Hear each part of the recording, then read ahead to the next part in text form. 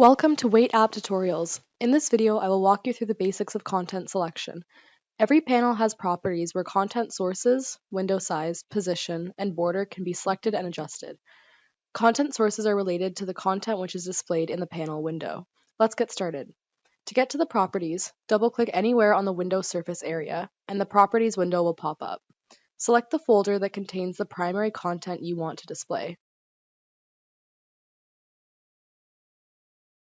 and click the Select button.